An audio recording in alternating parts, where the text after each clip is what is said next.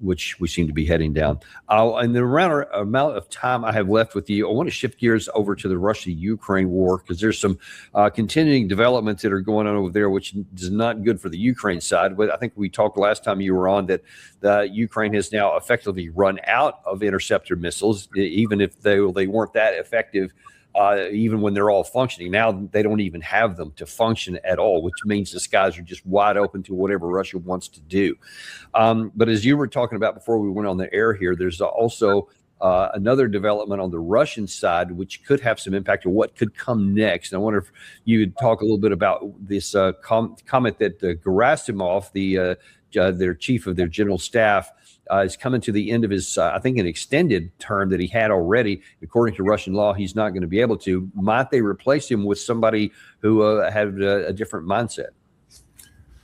Well, before we leave completely the war zone, we need to understand that very recently the Ukrainians successfully launched an estimated 800 unmanned systems, drones, that had been supplied by the British. The British incorporated new engines that gave them greater range, also a little bit more speed, making them harder to shoot down. So you're talking about essentially cruise missiles that fly about 20 feet above the treetops. They fly very fast. They came in great numbers. They struck targets in Moscow as well as Volgograd. I've forgotten the third city, but the point is they did a lot of damage. Now, is this damage going to stop Russia in its tracks? No. Is it going to make life harder for the average Russian? Not really. But it was a very disturbing event because you're talking about large numbers of these weapons penetrating air defenses simply because the radars couldn't pick them up. And when they did pick them up, it was too late. They had already passed. But remember, these things came largely from Great Britain.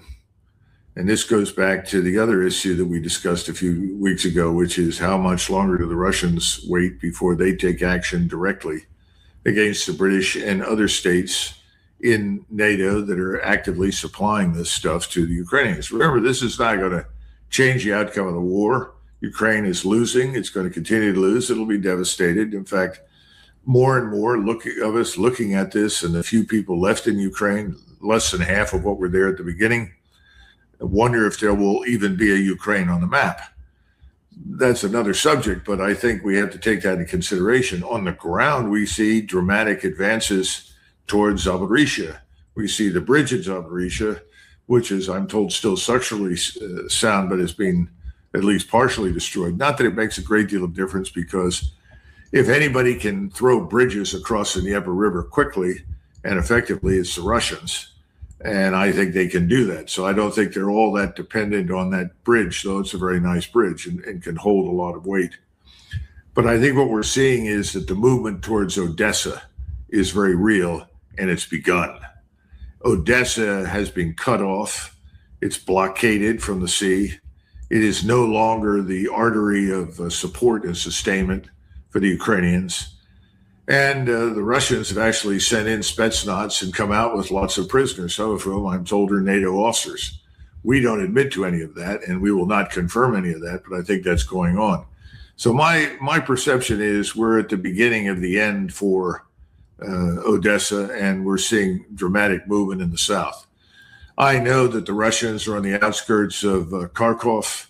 When they plan to pull the string on that is anybody's guess. And then again, you now have, someone told me, as many as 20,000 or more North Korean troops up in Belarusia, north of Korea, along with 90 to 100,000 other Russian and Belarusian troops. Those could be hurled on very short notice south in the direction of Kiev. So the reason I bring all that up is that one thing is very clear. The Russians have at their disposal all the weapons, all the capabilities, and I would argue all the troops they need to end this war. Now, they have worried and continue to worry about a war with Europe. I mean, if you go over there, everybody I talk to goes back from Russia says the same thing. Everybody there thinks that they have to be ready for a war with Europe and NATO. They do not see us as part of that.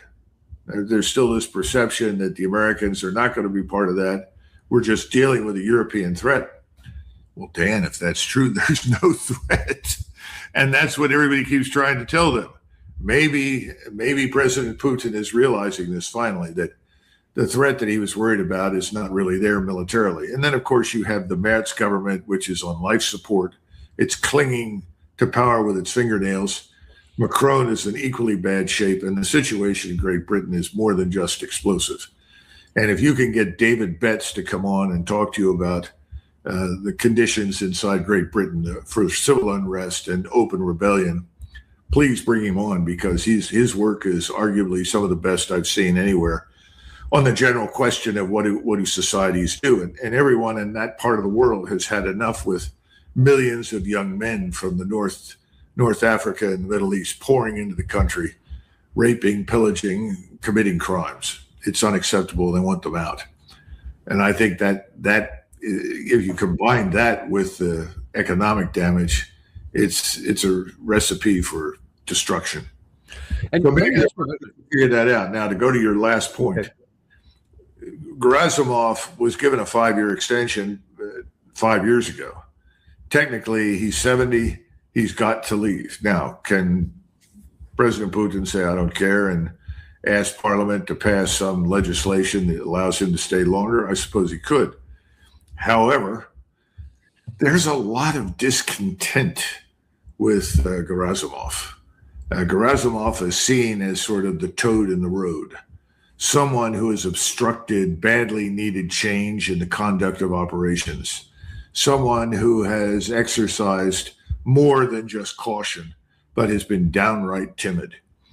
There is a lot of support for someone else to take over. Now, there are no rumors, but remember we mentioned Surovikin, who came out of nowhere, out of Africa after several years, had a big meeting with President Putin, and he was decorated, and it was a harmonious love fest.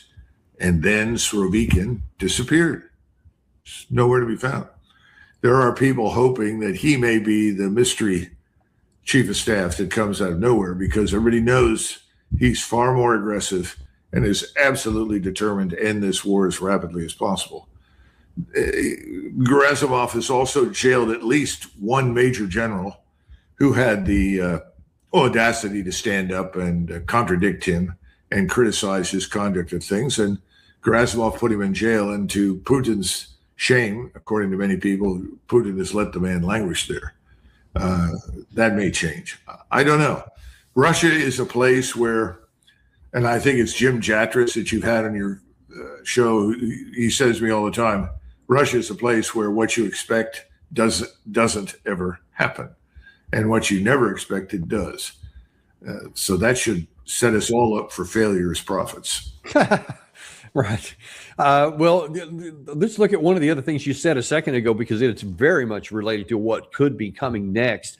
And this is this presumption, which I've also heard from a number of Russian sources, that they believe that if there is an Article 5 initiation because Russia strikes somewhere in Germany and UK, et cetera, that the U.S. will not come in, that they will talk, that they'll maybe help out some way with arms or ammunition, but that we will not go and fight Russia for Europe, because that line gets crossed in there. Is the United States, let's see if it's not just a political decision, but I mean, in light of where we are now, I mean, we're talking about the problems that we're having with our entire Navy, which you talked about at the earlier part of the show, when you're talking about the ammunition supplies and the limitations on the long-range missiles and the defensive missiles that we already have. And we can't fix that with our defense industrial base anytime in the next 5 to 6 years, probably even longer than that. Can we go into a fight with Russia? What if we did? What would happen to the U.S. Armed Forces? Oh, I think we'd be in a lot of trouble. I mean, as you and I know, for all intents and purposes, we have no army. The army is a shadow of its former self. There is no depth in it at all. As for its state of training and capability, I wouldn't want to guess. I hear very mixed reports from the people that are inside. So I just don't know. But when you look at 450,000 men, you get about 125 to 130,000 can actually fight and deploy to fight. Then when you begin to look at the support structures that are required, much of that has to be mobilized and transported to the theater. In this case, it would be Eastern Europe, and is in the reserves or the National Guard. I don't think that's going to happen. By the way, President Trump just expressed his anger with South Korea. And because of South Korea's unwillingness to go along with what he wants to do in the Persian Gulf and some other issues, he decided to call off a joint exercise involving the U.S. Armed Forces and the Koreans. Now, some of that's on the ground. Most of it's air and naval, scaled down anyway. Frankly, the South Koreans, particularly this government, would like us off the peninsula as it is. We're not very popular over there anymore. We've grossly overstayed our welcome. And no one believes in this imminent threat from North Korea because the Chinese won't permit it. I don't think the Russians would allow it to happen because the Chinese won't allow it to happen. Remember, when it comes to decisions in Asia, Russia will always defer to Beijing. And Beijing wants nothing to do with the war started by North Korea. So Trump acts on the basis of emotion, on a routine basis, and strikes out in any way, shape, or form that he can. You don't support me. You didn't do anything for me when I wanted you to do something, so the hell with you. I don't think he pays much attention to treaties and alliances and legal obligations. Finally, I still hold that Donald Trump will resist the employment or use of any nuclear weapon. And that's based upon what I saw of him in the past and his statements over the last several years.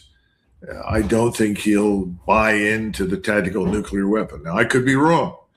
Again, remember, Mr. Netanyahu carries a lot more weight than anybody else, and Netanyahu could prevail upon him to do that. The other thing that's kind of interesting is that Netanyahu and Zelensky are now closer than they've ever been.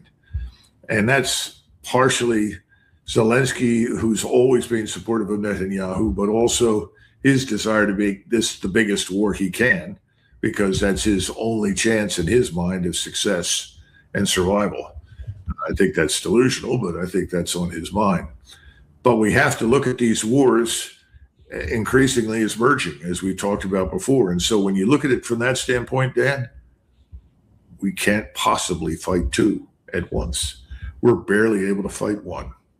And what even about doctrinally? I mean, obviously, you were arguing since 1997 about how we need to reorganize and reform even how we fight and what we fight with and all that. That would have been great if we had done that now. But here we basically haven't hardly made any changes since your 1997 book. And we're kind of trying to fight, I don't know, World War II or Desert Storm better than we did before, but not much changes, even with all of these things. We've tried to graft on a few more drones here and there and maybe some more missiles and some other kinds of weaponry, et cetera. But we're not wanting to change anything. Right now, as from some information that I have just recently possessed, only a handful of American tanks, for example, this is just one example, have any of these turtle cages or any of these other kinds of protection.